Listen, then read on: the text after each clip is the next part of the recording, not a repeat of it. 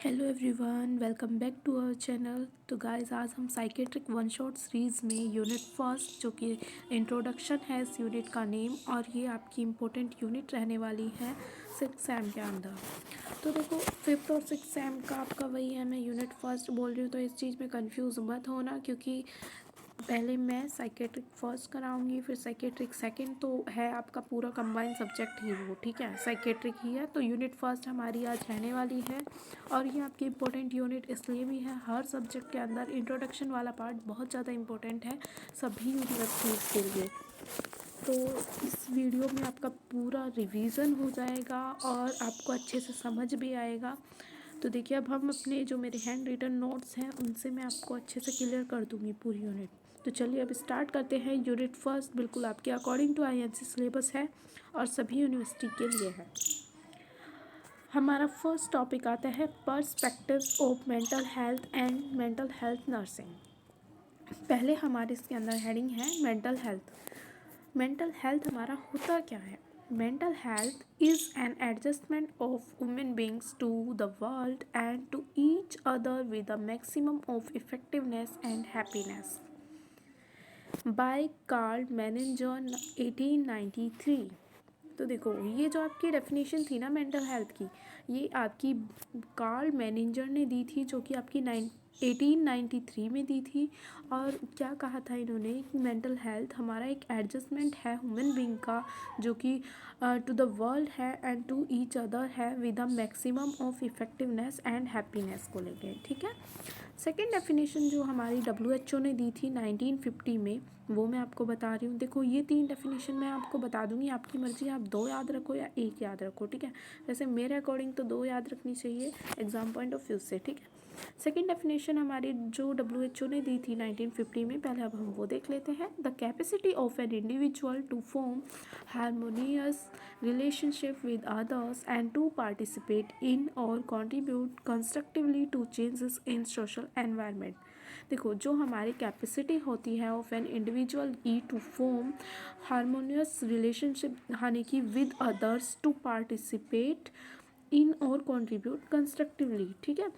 किस लिए? क्योंकि चेंज आने के लिए सोशल एनवायरनमेंट में। नेक्स्ट आपकी डेफिनेशन आती है, थर्ड डेफिनेशन मेंटल हेल्थ की ही। तो ये आपकी किसने दी थी? बाय मैरी जहोड़ा, जो कि आपकी 1958 में आपकी दी थी ये वाली डेफिनेशन। मेंटल हेल्थ हमारा एक नॉर्मल फंक्शनिंग होता है माइंड का। किस लिए होगा वो? आपके अप्रोप्रिएट सोशल कंटेक्स्ट के लिए, ठीक है।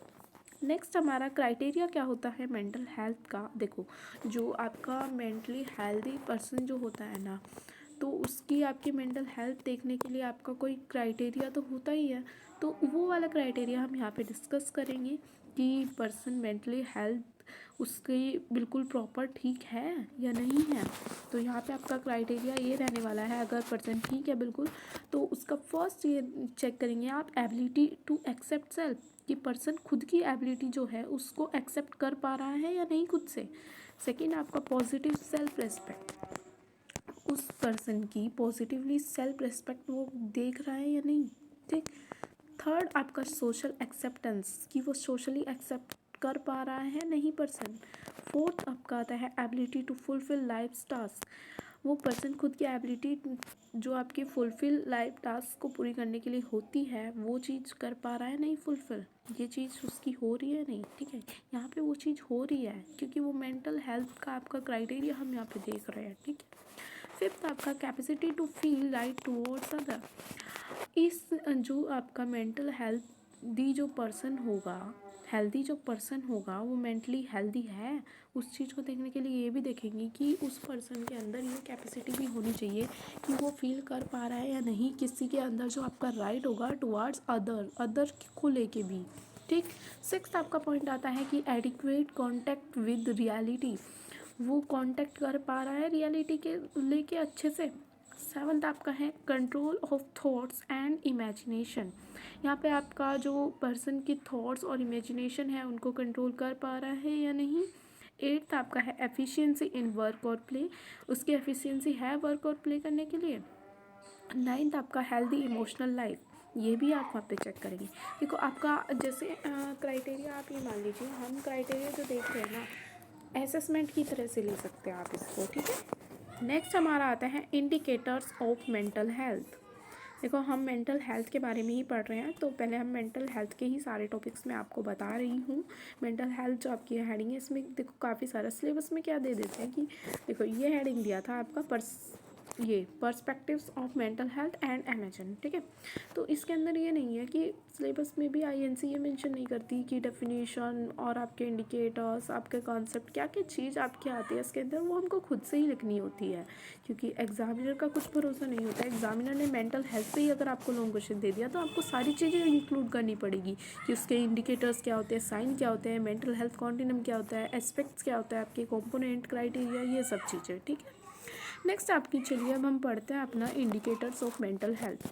तो इसमें इंडिकेटर्स में देखो ये मैंने यहाँ पे एज अ शॉर्ट नोट्स आपको मैं बना के यहाँ पे नोट्स दे रही हूँ, तो इस चीज़ का आप बहुत अच्छे से ध्यान रखिएगा। मैंने ना देखो विज़न पब्लिकेशन बुक का यूज़ किया है और कुछ मैंने सेल्फली इसमें पॉइंट्स ऐड किए हैं। तो ये चीज़ मैंने आपको विज़न पब्लिकेशन की बुक्स ऑलरेडी शेयर की हुई है टेलीग्राम चैनल मेडिकल वाली पे, ठीक है, वहाँ पे देख लीजिएगा। फर्स्ट हमारा पॉइंट आता है इंडिकेटर्स ऑफ मेंटल हेल्थ, तो वो आपका सेल्फ एस्टीम होगा, जिसके अंदर आपको देखो लिखना होगा। ओनली सेल्फ एस्टीम लिख के आपका काम नहीं चलने वाला। सेकंड आपका है पर्सनल ग्रोथ। थर्ड आपका आता है इंटीग्रेशन। फोर्थ आपका आता है ऑटोनोमी। फिफ्थ आता है परसेप्शन ऑफ रियलिटी। परसेप्शन का मीन्स आपका नज़रिया होता है कि आप कैसे आप किसी चीज़ की रियलिटी, आपका क्या आप उस चीज़ को लेके आपका नज़रिया है, ठीक है। सिक्स्थ आता है आपका एनवायरमेंटल मास्टरी, जिसमें आपकी जो मास्टरी होती है एनवायरमेंटल की, वो चीज़ हम यहाँ पे देखते हैं, ठीक है। नेक्स्ट आपके आते हैं प्रिंसिपल्स ऑफ मेंटल हेल्थ। इसमें प्रिंसिपल्स आपका ये होता है कि सिद्धांत आपके क्या होते हैं, आपका क्या चीज़ है मेंटल हेल्थ को लेके, आपको क्या होनी चाहिए। पहले तो आपकी सेल्फ नॉलेज ही आपको होनी चाहिए। सेकंड आपके हार्मोनियस सोशल रिलेशनशिप यहाँ पे आपका अच्छा होना चाहिए, तभी तो वो पर्सन हेल्दी माना जाएगा कि ये पर्सन मेंटली हेल्दी है, ठीक है। नेक्स्ट आपका आता है एस्पेक्ट्स ऑफ मेंटल हेल्थ। तो यहाँ पे आपका इंडिविजुअल एस्पेक्ट्स के बेसिस पे आप देखते हैं, और सेकंड आपका आता है सोशल एस्पेक्ट पे। तो एस्पेक्ट्स का मतलब आपका यहाँ पे यही हो जाता है कि इंडिविजुअली आप खुद को लेके देख सकते हैं, या आप किसी भी एक पर्सन को लेके देख सकते हैं कि ये पर्सन मेंटली जो हेल्दी है या नहीं है, ठीक है। सेकंड आपका सोशली, आपका जो पर्सन है वो सोशली एस्पेक्ट से आप उसको ऐसे देखेंगे, जैसे कोई पर्सन आप सोसाइटी में देख रहे हैं तो उसको इस तरह से लेके आप यहाँ पे एग्जांपल दे सकते हैं। देखो इसमें आपको लिखना है इंडिविजुअल एस्पेक्ट के अंदर भी और सोशल एस्पेक्ट के अंदर भी, और जो ये इंडिकेटर्स बताए हैं इनमें भी। ओनली ये पॉइंट्स तो आप हेडिंग के लिए यूज़ कर सकते हैं, ठीक है। और लिखोगे कहाँ से, वो भी मैंने आपको बता दिया, विज़न पब्लिकेशन की बुक है। बाकी मैं जैसे समझा रही हूँ उस चीज़ को लेके आप खुद से भी लिख सकते हो, इनफ है। फिर आता है आपका नेक्स्ट मेंटल हेल्थ कॉन्टिनम। देखो मेंटल हेल्थ कॉन्टिनम में ना आपकी दो चीज़ें आई है, इसमें मैंने बीच में ये लगा दिया क्रॉस, ठीक है। इधर इधर मैंने जो आपका यहाँ पे राइट हैंड साइड और लेफ्ट हैंड साइड, ठीक है। लेफ्ट हैंड साइड तो आपका मेंटल हेल्थ दे दिया है मैंने, और राइट हैंड साइड मैंने आपका क्या दिया है, मेंटल इलनेस, ठीक है। जो आपका left hand side mental health आता है उसमें आपका एडेप्टिव बिहेवियर होगा, और जो मेंटल इलनेस होता है उसमें आपका मेल एडेप्टिव बिहेवियर होगा। देखो मेंटल हेल्थ तो आपका यहाँ पे एडेप्टिव बिहेवियर करेगा शो, और यहाँ पे मेंटल इलनेस आपका मेल एडेप्टिव बिहेवियर शो करेगा। यही आपका मेंटल हेल्थ कॉन्टिनम में आता है। बाकी आप इसमें और डिटेल में लिखना चाहें तो आपके पास मैंने पीडीएफ शेयर करी हुई है, उसको भी आप ले सकते हैं। बाकी इसका भी आप बना के लिख सकते हैं कि हमने ऐसे वे ड्रॉ अ लाइन, और उसमें इस तरह से हमने ये किया, और इस तरह हम ऐसे बता रहे हैं, इस तरह से आप कर सकते हैं इसमें। सेवन्थ है आपका देखो सॉरी 7 साइंस हैं आपके यहाँ पे मेंटल हेल्थ के, तो वो मैं आपको बताऊंगी इसमें। तो जो आपके साइंस है मेंटल हेल्थ के 7, तो उसमें फर्स्ट आपका आता है हैप्पीनेस। सेकंड आता है कंट्रोल ओवर बिहेवियर, आपको रखना चाहिए। थर्ड आपका है अप्रेजल ऑफ रियलिटी। फोर्थ है आपका इफेक्टिवनेस इन वर्क। फिफ्थ आता है हमारा हेल्दी सेल्फ कॉन्सेप्ट। सिक्स्थ आता है हमारा सेटिस्फाइंग रिलेशनशिप्स, और सेवन्थ है इफ़ेक्टिव कोपिंग स्ट्रेटजीज़। देखो तो हमारे मेंटल हेल्थ के साइंस होते हैं, मतलब आपका जो मेंटल हेल्दी जो पर्सन होता है ना, जिस मेंटली आपका जो हेल्दी पर्सन है उसमें आपकी ये सारी चीज़ें साइंस शो होने चाहिए, अदरवाइज़ वो मेंटली हेल्दी नहीं है पर्सन, अनहेल्दी है, ठीक है। इस चीज़ को देख के आप ये चीज़ खुद के पॉइंट्स ये आप खुद से भी बना के लिख सकते हो, ठीक है। वैसे ये वाले लिखोगे तो बहुत ज़्यादा बेस्ट रहेगा। कंपोनेंट्स ऑफ मेंटल हेल्थ आपके क्या क्या आते हैं? The ability to accept self होना चाहिए आपके अंदर। सेकंड आपका the capacity to feel right towards other आपका होना चाहिए। थर्ड आपका the ability to fulfil life task, ठीक है। देखो आपको ना मैं जैसे ये यूट्यूब पे वीडियो डाल देती हूँ ना, तो ये आप स्क्रीन जूम भी करके देख सकते हो प्रॉपरली, क्योंकि वीडियो में ऐसा रहता है कि अगर मैंने इतना ही करा हुआ है तो आप लोग उससे देखते रहते हो, ठीक है। तो आप इस तरह से उसको जूम भी करके देख सकते हो, जिससे कि आपको देखने में प्रॉब्लम नहीं आएगी। और नोट्स तो आपके टेलीग्राम चैनल पर शेयर हो ही जाएंगे। बाकी जिसको और भी डिटेल में चाहिएगा वो पेड नोट्स हैं, वो सेलर के नोट्स हैं, वो हमारे नोट्स नहीं होते हैं। जो हमारे नोट्स हैं मैं शॉर्ट नोट से ही कराती हूँ, और ये बहुत ज़्यादा इफ़ेक्टिव वे रहता है। मैंने खुद से ये चीज़ें अपनी यूज़ करी हुई है, तो मैं वही चीज़ें आपको यहाँ पे प्रॉपर दिखाती हूँ कि इस तरह से करोगे तो बहुत ज़्यादा बेस्ट रहता है। क्योंकि जो चीज़ मैं प्रैक्टिकली खुद से कर लेती हूँ ना, तो वो चीज़ें मैं यहाँ पे बताती हूँ। अदरवाइज़ मैं खुद से वो चीज़ स्किप करती हूँ जो मुझे नहीं लगता कि हाँ ये चीज़ नहीं है बेनिफिशियल, ठीक है। नेक्स्ट हमारा आता है characteristics of a mentally healthy person. यहाँ पे आपसे ना characteristics of mentally healthy person, ये भी आप ऑलरेडी ये चीज़ें पढ़ चुके हो। आपका एक मेंटल हेल्थ वाला जो आपका ये था ना साइकोलॉजी के अंदर था, ठीक है। तो साइकोलॉजी के अंदर जो ये चीज़ें आती है इसमें हम ऑलरेडी पढ़ चुके होते हैं। फर्स्ट हमारा आता है इसमें पॉजिटिव सेल्फ कॉन्सेप्ट होना चाहिए। सेकंड आपका इमोशनल स्टेबिलिटी होनी चाहिए। थर्ड आपकी ability to cope with stress होगा। फोर्थ आपकी रियलिस्टिक परसेप्शन ऑफ रियलिटी होना चाहिए। फिफ्थ है आपका ऑटोनॉमी एंड इंडिपेंडेंस। सिक्स हमारा आता है गुड इंटरपर्सनल रिलेशनशिप होना चाहिए। सेवंथ आपका प्रोडक्टिविटी एंड गोल ओरिएंटेशन होना बहुत ज़्यादा ज़रूरी होता है, ठीक है। एट्थ आपका आता है एडेप्टेबिलिटी। नाइन्थ आपका sense of purpose in life होना चाहिए, कि किसी जो आपकी लाइफ में कोई पर्पस है उसकी कोई सेंस भी होनी चाहिए, ठीक है। टेंथ है आपका बैलेंस पर्सनैलिटी भी होनी चाहिए। नेक्स्ट हमारा आता है, देखो इस यूनिट में ना इंट्रो पार्ट में आपको बहुत ईजी अच्छे से समझ आ जाएगा, क्योंकि हम ऑलरेडी साइकोलॉजी में पढ़ चुके होते हैं। हमारा मेंटल इलनेस आपका क्या होता है, ठीक है। यहाँ पे भी मैं आपको दो डेफिनेशन बताऊँगी, क्योंकि देखो एग्जामिनर का ना अगर आप एक तो लिख दो सिंपल डेफिनेशन और एक लिख दो आप साइंटिस्ट वाली, तो बहुत ज़्यादा इफेक्टिव रहता है। एग्जामिनर बहुत अच्छे मार्क्स देता है फिर। तो फर्स्ट हमारी आती है डेफिनेशन मेंटल इलनेस की। Mental and behavioural disorders are understood as clinically significant condition characterised by alteration in thinking mood और आपका इमोशन और behaviour associated with personal distress and और इम्पेयर्ड इन फंक्शनिंग। तो इम्पेयर्ड फंक्शनिंग जो आपका होता है यहाँ पे हो जाता है, ठीक है। मेंटल इलनेस जो आपकी है ना, ये आपकी जो बिहेवियरल है, ये बिहेवियरल डिसऑर्डर्स में ही आती है। और आपका आप खुद ही समझ सकते हो कि ये बिहेवियर पे कितना ज़्यादा इफेक्ट डालती होगी। और इसकी जो कंडीशन ये हो जाती है कि यहाँ पे आपकी थिंकिंग, मूड्स, इमोशन वगैरह और बिहेवियर, ये सब चीज़ें आपकी बहुत ज़्यादा डिस्टर्ब हो जाते हैं, या फिर कहो तो आपकी इम्पेयर्ड फंक्शनिंग हो जाती है। इम्पेयर्ड फंक्शनिंग है, इम्पेयर्ड फंक्शनिंग नहीं है। इम फंक्शनिंग मैंने बोल दिया था, मैंने बता दिया आपको, इम्पेयर्ड फंक्शनिंग है। कुछ जगह मैंने खुद से लिखा हुआ देखा है कि उसमें यही चीज़ दी हुई है कि इम्पेयर्ड इम फंक्शनिंग, तो वो कुछ नहीं होता है। और ये आपकी WHO ने दी हुई है डेफिनेशन, 2001 में दी थी, इसको अच्छे से लर्न कर लेना। सेकेंड डेफिनेशन हमारी आती है मेंटल इलनेस हमारी एक ऐसी कंडीशन होती है जहाँ पे हमारा पर्सन थिंकिंग, फीलिंग, मूड और बिहेवियर यहाँ पे डिस्टर्ब हो जाता है और अफेक्ट करता है डेली फंक्शनिंग को और उसके रिलेशनशिप्स को। नेक्स्ट अब हम पढ़ेंगे इसमें इंडिकेटर्स क्या होते हैं आपके मेंटल इलनेस के, या फिर वही चीज़ें आपको डेफिनेशन जो आपकी है ना, जो मैं इंडिकेटर्स वगैरह बता रही हूँ, ये सारी चीज़ों में क्या चीज़ें ये मैंने यहाँ फ्लो चार्ट की फॉर्म में लिख दिया है, ठीक है, क्लाउड फॉर्म में आपकी।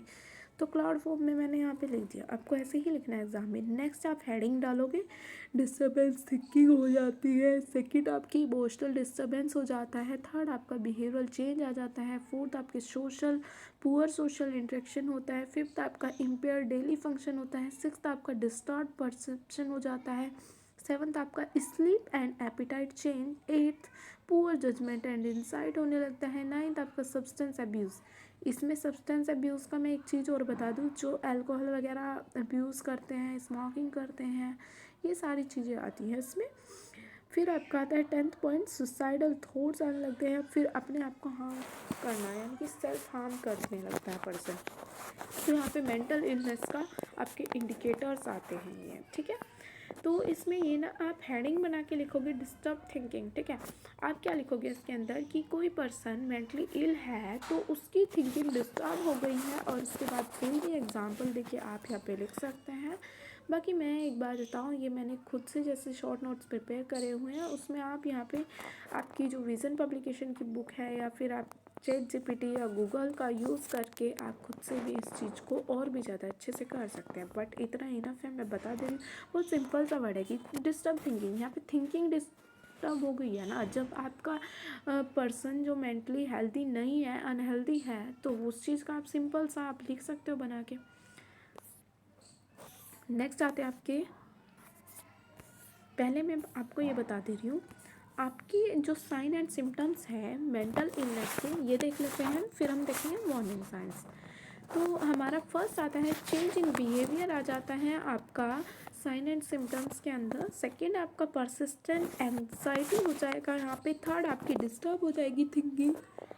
फोर्थ आपके मूड स्विंग्स होने लगते हैं। फिफ्थ आपका कंसंट्रेशन पुअर हो जाता है, और सिक्स्थ आपकी डिस्टर्ब हो जाती है स्लीप। सेवन्थ आपका चेंज इन एपिटाइट हो जाता है। फिर आपका एट्थ है पुअर डेली फंक्शनिंग होने लगती है। नाइन्थ है आपका नेग्लेक्ट ऑफ पर्सनल हाइजीन होने लगता है। 10th है हमारा withdrawal from family and society हो जाता है, ठीक। उसके बाद हमारा नेक्स्ट आता है warning science of mental illness. Mental illness की जो वार्निंग साइंस हैं, जहाँ पे आपको वार्निंग वगैरह मिलने लगती है इस चीज़ को लेके कि हाँ मेंटल इलनेस पर्सन है, और इसको क्या क्या चीज़ शो होने लग रही है, क्या क्या आप साइन उसमें देख पा रहे हैं, तो वो चीज़ आपका सडन चेंज इन बिहेवियर आने लगता है, या फिर आप पर्सनैलिटी में चेंज आने लगता है उस पर्सन की जो मेंटली अनहेल्दी पर्सन है। सेकंड, वहाँ पे उसको बहुत ज़्यादा एंजाइटी होने लगती है, यानी कि आपकी एक्सेसिव एंजाइटी होगी। थर्ड आपका withdrawal from family and friends होने लगता है। फोर्थ आपका डिस्टर्ब स्लीप पैटर्न हो जाता है उसका। सिक्स चेंज इन वेट और एपिटाइट होने लगता है आपका। फिर आपका आता है यहाँ पे, सॉरी मैंने यहाँ पे फिफ्थ वाला पॉइंट बता दिया आपको, चेंज इन वेट और एपिटाइट, ठीक है। सिक्स्थ आपका है नेग्लेक्ट ऑफ पर्सनल हाइजीन, ठीक है। सेवन्थ आपका पुअर कंसंट्रेशन एंड मेमोरी आएगा। एट्थ आपका अनयूजुअल बिलीव्स होने लगते हैं उसको कि मैं ऐसे कर दूंगा तो ऐसे हो जाएगा, ये चीज़ नहीं होती है, ठीक है। तो वो अनहेल्दी पर्सन है, वहाँ पे वार्निंग साइंस आपको मिल रहे हैं कि ये मेंटली इलनेस है इसके अंदर, ठीक है। हेलुसिनेशन होने लगता है, जो चीज़ होती नहीं है वो भी दिखने लगती है। फिर आपको 10th पॉइंट है सब्सटेंस अब्यूज़ करने लगता है वो पर्सन। फिर आपका आता है 11th point, extreme mood swings होने लगते हैं, उसको बहुत ज़्यादा मूड स्विंग्स की प्रॉब्लम होने लगती है। 12th आपका सेल्फ हार्म करने की कोशिश करता है, एंटी सुसाइड वगैरह के थॉट आने लगते हैं। तो यहाँ पे भी आप हेडिंग लिखोगे पहले कि warning science of mental illness, फिर ये क्लाउड फॉर्म में बनाओगे, या आप वैसा भी फ्लो चार्ट बना सकते हो अपने अकॉर्डिंग जैसे आपको अच्छा लगे। फिर आप हेडिंग डालोगे कि सडन चेंज इन बिहेवियर या फिर पर्सनैलिटी। उस पर क्या लिखोगे कि हमने ये चीज़, हमें वार्निंग साइंस में ऐसे ऐसे ये चीज़ मिल रही है। ये चीज़ आप, मैंने बता दिया, बुक से भी देख सकते हो या किसी भी अदर सोर्सेज से आप देख सकते हो, गूगल वगैरह से, ChatGPT से। ChatGPT इस टाइम बहुत अच्छा, मैंने देखा है कि इस टाइम पे सभी स्टूडेंट्स उसी को यूज़ कर रहे हैं। तो मेरे अकॉर्डिंग भी मैंने बहुत अच्छा लगा, मुझे वो खुद पर्सनली मैं बताऊँ तो उसको भी आप यूज़ करके देख सकते हैं। बट ये है, जितना मैंने बता दिया ना, ये चीज़ जो पॉइंट्स मैंने लिखे हुए हैं बुक से, तो ये शॉर्ट नोट्स बनाने का प्रॉपर वे है कि आप इस तरह से नोट्स बना सकते हैं अपने शॉर्ट। मेरे वाले भी नोट्स यूज़ कर सकते हैं जो जिनसे मैं पढ़ा रही हूँ, क्योंकि मैंने बहुत ईजी पॉइंट्स यहाँ पे मेंशन किए हुए हैं। तो आप ये भी लिख के और अपनी हेडिंग डाल के खुद से भी लिख सकते हैं इसमें अंदर। फिर आपकी आती कैरेक्टरिस्टिक्स आपकी क्या होती है मेंटली इल पर्सन के लिए, तो वो आपकी फर्स्ट हो जाती है डिस्टर्ब थिंकिंग होने लगती है। सेकंड आपका इमोशनल यहाँ पे आप हो जाते हैं वो बहुत ज़्यादा, ठीक। थर्ड आपका आता है एबनॉर्मल बिहेवियर होने लगता है यहाँ पे, ठीक। फोर्थ आपका आता है पुअर इंसाइट एंड जजमेंट, ठीक है। फिर आपका आता है फिफ्थ डिस्टर्ब परसेप्शन होने लगता है। सिक्स्थ आपका पुअर सोशल रिलेशनशिप होता है। सेवन्थ आपका इम्पेयर डेली फंक्शन होती है। और आपकी जो फंक्शनिंग ये डेली हो जाती है ना, ये इम्पेयर्ड इसलिए हो जाती है क्योंकि जब पर्सन ही अनहेल्दी है तो कैसे कर पाएगा वो प्रॉपर वर्क अपना। फिर एट्थ आता है आपका नेगलेक्ट ऑफ पर्सनल हाइजीन। यहाँ पे वो नेगलेक्ट करने लगता है पर्सनल हाइजीन को। फिर हमारा पुअर कोपिंग विद स्ट्रेस होने लगता है बहुत ज़्यादा पर्सन को। टेंथ आपका स्लीप एंड एपिटाइट में डिस्टर्बेंस आने लगता है। इसके बाद हमारा नेक्स्ट टॉपिक हम स्टार्ट करते हैं। नेक्स्ट टॉपिक हमारा आता है मेंटल हेल्थ नर्सिंग। ठीक है, ये हमारा मेन जो टॉपिक आता है, मेन टॉपिक में आपका क्या आता है कि मेंटल हेल्थ नर्सिंग एक हमारे स्पेशलाइज्ड फील्ड ऑफ नर्सिंग होती है जो कि हमारे फोकस करता है on the promotion of mental health, prevention of mental health और आपका and care of individual, family and communities experiencing, जो कि आपके मेंटल हेल्थ प्रॉब्लम्स उसमें यूजिंग आपके therapeutic communication and psycho social intervention and evidence based care आपकी वहाँ पे देखी जाती है। वो कौन देता है आपको? By WHO। ये आपकी डेफिनेशन दी गई है MHN के लिए। ठीक है, इसमें आपका वही चीज़ है कि प्रमोट हो रही है मेंटल हेल्थ और प्रिवेंट कर रहे हैं मेंटल हेल्थ को, ये चीज़ों पे आपका फोकस हो रहा है। और केयर दी जाती है इंडिविजुअल को भी जो आपका मेंटली हेल्दी पर्सन है और आपकी फैमिलीज़ और कम्युनिटी में आपका एक्सपीरियंस करते हो मेंटल हेल्थ प्रॉब्लम्स का। और यहाँ पे आप थेरेप्यूटिक कम्युनिकेशन होता है वो यूज़ करेंगे यहाँ पे हम, और साइको सोशल इंटरवेंशन का यूज़ होगा और एविडेंस बेस्ड केयर आपको यहाँ पे मिलती है।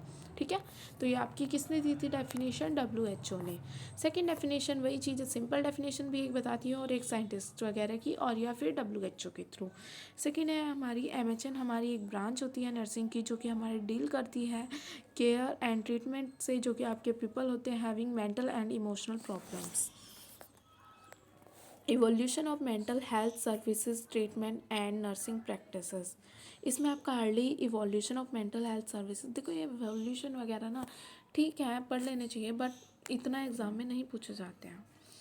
बाकी इम्पोर्टेंट है लेकिन पूरी यूनिट इम्पोर्टेंट रहने वाली है, इंट्रोडक्शन की यूनिट है, तो इसमें से कुछ भी स्किप करना बेकार है क्योंकि फर्स्ट यूनिट में से ही अगर लॉन्ग क्वेश्चन बन जाए ना एग्ज़ाम में तो बहुत ज़्यादा दुख होता है कि हमारा यही क्वेश्चन रह गया, तो इसलिए इस यूनिट को बिल्कुल भी स्किप ना करना। ठीक है, उसके बाद हमारा जो अर्ली इवोल्यूशन है मेंटल हेल्थ सर्विसेज का, हम पहले वो देख लेते हैं। इसमें फर्स्ट हमारा हिप्पोक्रेट्स 460 से लेके 365 BC तक था ये। सेकेंड हमारा एरिस्टोटल जो कि आपका 382 से लेके 322 BC तक है। थर्ड आपका गैलेन 130 से लेके 200 AD तक है। नेक्स्ट हमारे historically identify periods of mental health services दिए गए हैं, जिसमें फर्स्ट है आपका पीरियड ऑफ परसिक्यूशन, सेकेंड हमारा period of segregation, third humanitarian period, fourth beginning of scientific attitude, fifth हमारा पीरियड ऑफ प्रिवेंशन होता है।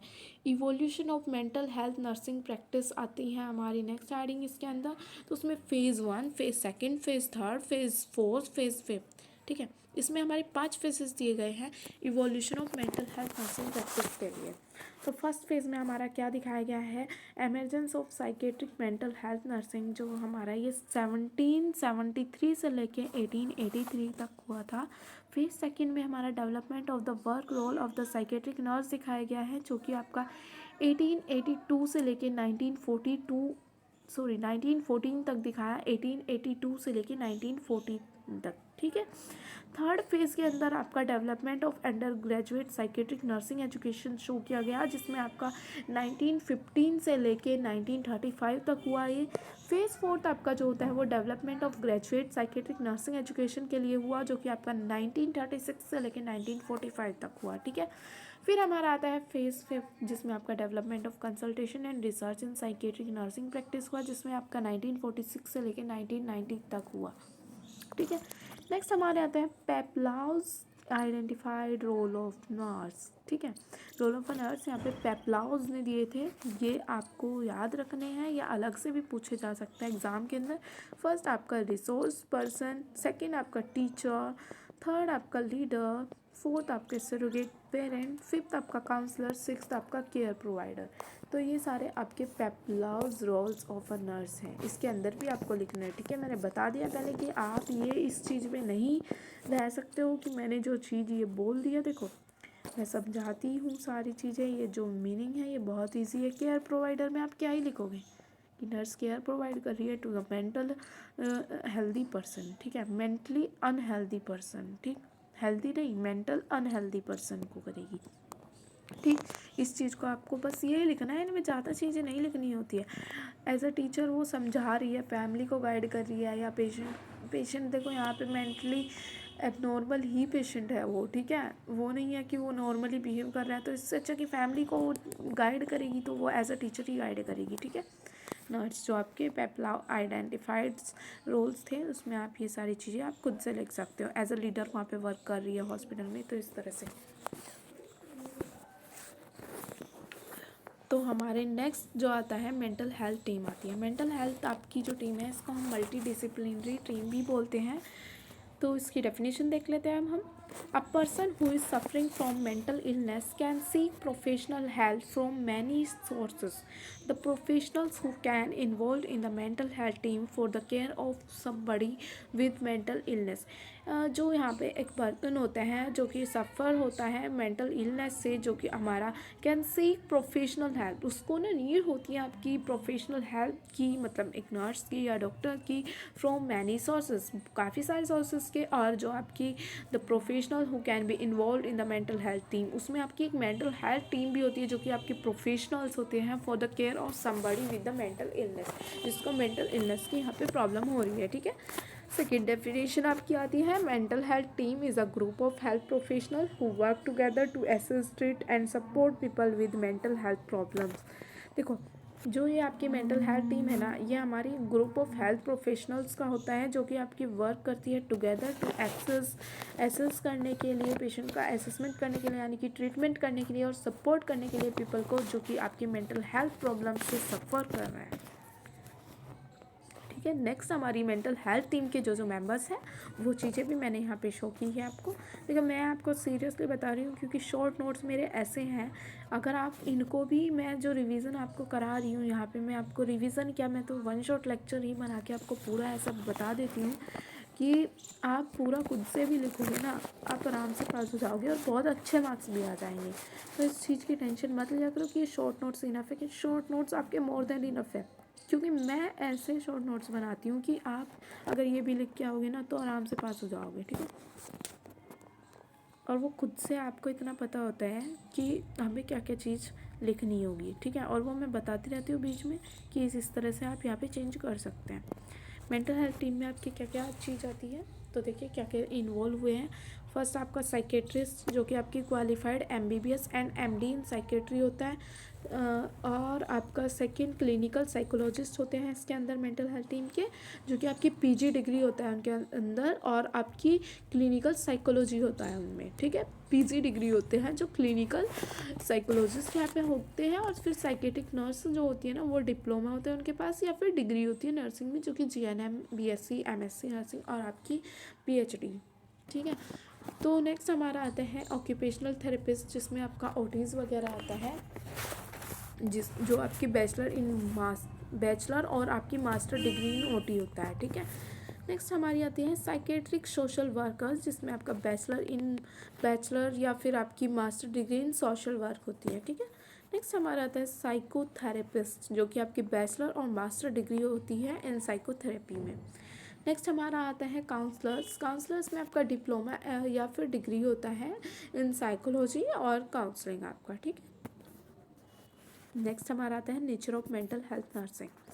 देखो ये यूनिट आपकी काफ़ी बड़ी भी है बट करनी बहुत ज़्यादा इंपॉर्टेंट है, क्योंकि पहली यूनिट ना बहुत ज़्यादा इंपॉर्टेंट होती है।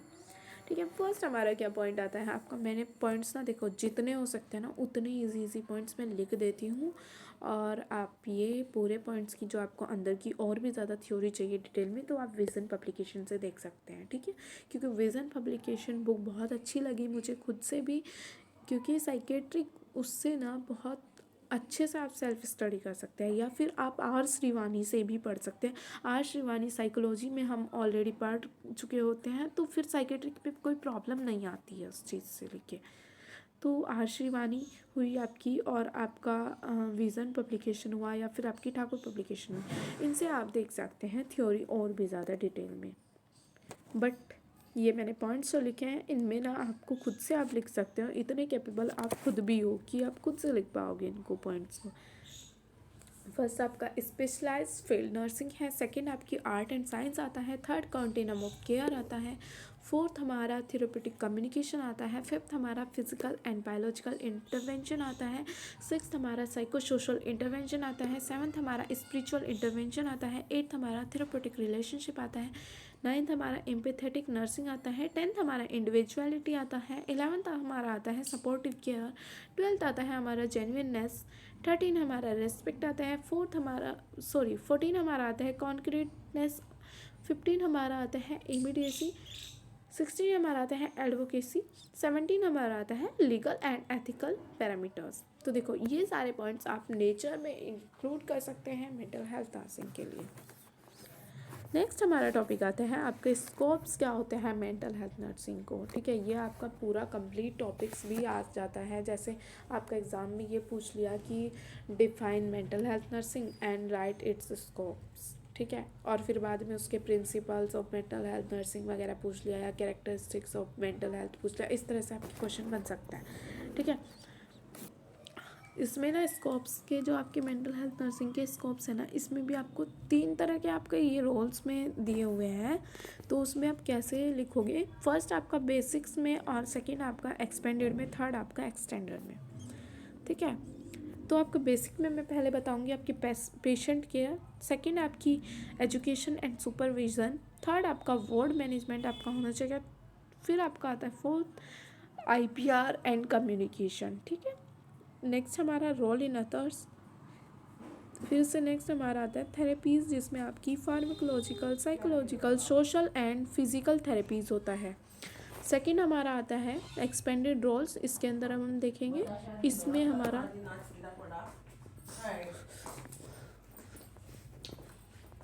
हमारा एक्सपेंडेड रोल्स जो हमारा आता है, इसमें रजिस्टर्ड साइकेट्रिक नर्स आती हैं, सेकंड हमारा नर्स प्रैक्टिशनर, थर्ड हमारा क्लिनिकल नर्स स्पेशलिस्ट होता है, फिर हमारा इसमें CNS हम इसको बोलते हैं क्लिनिकल नर्स स्पेशलिस्ट को। नेक्स्ट हमारा आता है नर्स क्लिनिशियंस, नेक्स्ट हमारा आता है नर्स काउंसलर्स, नेक्स्ट हमारा इसमें आता है नर्स रिसर्चर के, जैसे आप ना जो वर्क करोगे ना, स्कोप्स ना वही सब होता है कि आप जहाँ जहाँ पे वर्क कर रहे हो। नेक्स्ट हमारा आता है नर्स केस मैनेजर्स, तो ये आपके एक्सपेंडेड रोल्स में आ जाते हैं। थर्ड आपका जो बताया जाता है इसमें एक्सटेंडेड रोल्स में आप कहाँ कहाँ पे वर्क कर पाओगे, उसमें फर्स्ट हमारा आएगा कम्युनिटी मेंटल हेल्थ नर्स में, सेकेंड आप एज आ साइकेट्रिक नर्स केयर, जो आपके साइकेट्रिक होम केयर नर्स होती है, ऐसे भी वर्क कर सकते हैं। नेक्स्ट हमारा फोरेंसिक साइकेट्रिक नर्स होता है, वहाँ पे आप ऐसे वर्क कर सकते हैं। नेक्स्ट हमारा साइकेट्रिक कंसल्टेशन आपकी जो नर्स होती है ना, कंसल्टेशन के लिए आप जो जैसे आप कॉल करके भी पूछ लेते हैं कि ऐसे ये पर्सन एबनॉर्मल है, और आप ऐसे मेंटली जो आपका पर्सन है अनहेल्दी, उसके लिए आप पूछ सकते हैं। ठीक है, ऐसे वाली नर्स। ठीक है, उसके बाद आपका जीरो साइकेट्रिक नर्स जो होती है आपकी, वो आप यहाँ पे वर्क कर सकते हैं। नेक्स्ट आपका parish nurse, as a parish nurse भी आप यहाँ पे वर्क कर सकते हैं। ये आपके एक्सटेंडेड रोल्स होते हैं। Role and functions of mental health nurse in various settings and factors affecting the level of nursing practice and role and functions of MHN in nursing settings, जिसमें हमारे देखो जो रोल है ना इसमें, और फंक्शंस हैं आपके MHN इन नर्सिंग सेटिंग्स में, ये आप पहले मैं आपको ये बताऊंगी। नेक्स्ट आपके फैक्टर्स अफेक्टिंग है लेवल ऑफ नर्सिंग प्रैक्टिस के, फिर वो बताऊंगी। फर्स्ट हमारा क्या आता है इसमें साइकेट्रिक हॉस्पिटल, जिसमें आपका मेंटल असेसमेंट देखेंगे, हम मेंटल स्टेटस एग्जामिनेशन देखेंगे, ECT केयर देखेंगे, सुसाइडल पेशेंट को देखते हैं, सेफ्टी जो आपकी होती है ना सुसाइडल पेशेंट की, वो देखते हैं। फिर आप थेरेप्यूटिक कम्युनिकेशन ये देखते हैं, मेडिकेशन एडमिनिस्ट्रेशन ये सब देखेंगे। सेकंड आपका जनरल हॉस्पिटल में हम क्या देखेंगे, depression, anxiety screening, emotional support, suicidal risk assessment, ये सब देखते हैं। थर्ड हम कम्युनिटी सेटिंग में क्या क्या देखेंगे, home visits, follow up care, family counselling और मेंटल हेल्थ अवेयरनेस, नेक्स्ट हमारा फोर्थ आता है स्कूल सेटिंग, जिसमें हम एडोलसेंट काउंसलिंग मैनेजमेंट, जो आपका स्ट्रेस मैनेजमेंट होता है वो देखेंगे हम यहाँ पे, और बिहेवियरल प्रॉब्लम मैनेजमेंट यहाँ पे करेंगे हम। फिफ्थ आपका डी एडिक्शन सेंटर होते हैं जो, जिसमें आपका विड्रॉवल मॉनिटरिंग, रिलैप्स जो आपके प्रिवेंशन होते हैं वो, मोटिवेशनल काउंसलिंग, ये सब आती हैं। सिक्स हमारा आता है रिहेबिलिटेशन सेंटर, जिसमें आपका सोशल स्किल ट्रेनिंग होता है, वोकेशनल गाइडेंस होती है, री इंटीग्रेशन इनटू सोसाइटी होता है। नेक्स्ट हमारा आता है factors affecting the levels of nursing practice.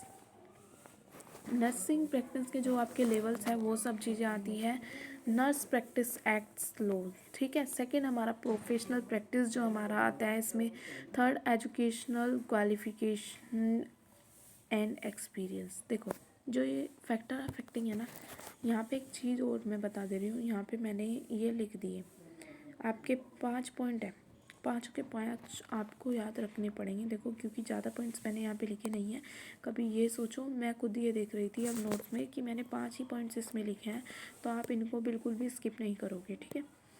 तो इन्हें 5 के 5 को याद रखना, ठीक है। फर्स्ट आपका नर्स प्रैक्टिस एक्ट लॉज हो गया, सेकंड आपके प्रोफेशनल प्रैक्टिस आ गई, थर्ड आपकी एजुकेशनल क्वालिफिकेशन एंड एक्सपीरियंस आ गया, फोर्थ आपका health care organisation and philosophy आ गया, फिफ्थ आपका self motivation and personal initiatives आ गया।